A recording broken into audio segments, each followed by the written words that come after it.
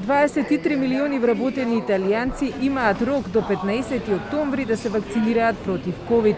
Од тогаш, кога ќе дојдат на работното место, ќе мора да покажат сертификат или зелен пасош, во спротивно ќе бидат суспендирани од работа или ќе платат казна од 1500 евра, но нема да бидат отпуштени.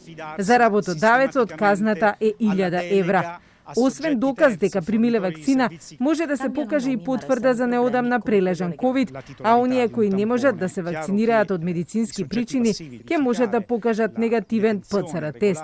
Целта на мерката е да ги заштити бизнисите, да се избегнат строгите заклучувања или локдауни за време на есенскиот и зимскиот период. Lo facciamo per due ragioni fondamentali.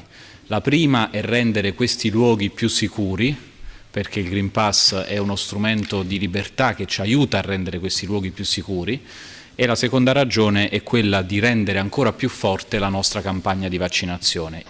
Слични мерки воведоа Словенија и Грција, но италијанската економија, која е трета во Европа, е на поголем удар и земјата не може да си дозволи нов карантин кога болеста или новите соеви ќе се шират меѓу невакцинираните.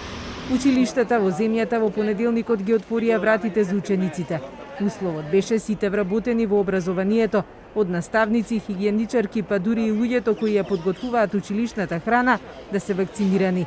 За наставниците ова не беше никаков проблем, но стравуваат дека сепак болеста ќе се шири во преполните училници затоа што вакцина за учениците не се бара. Per il resto, il ritorno in presenza chiaramente ci trova favorevoli. Abbiamo insomma delle preoccupazioni rispetto al fatto che il contagio sappiamo estendersi facilmente tra gli alunni e il fatto di avere classi comunque sovraffollate. Noi abbiamo classi in cui non ci sarà il metro di distanziamento, è consentito dalla norma, ma i ragazzi sono davvero parecchio vicini. Учениците се среќни што по 2 години се гледаат, но и тие стравуваат од ширење на инфекцијата. Сепак, според податоците, учењето на далечина покажало дека тие заостануваат 1 година во совладување на материјалот.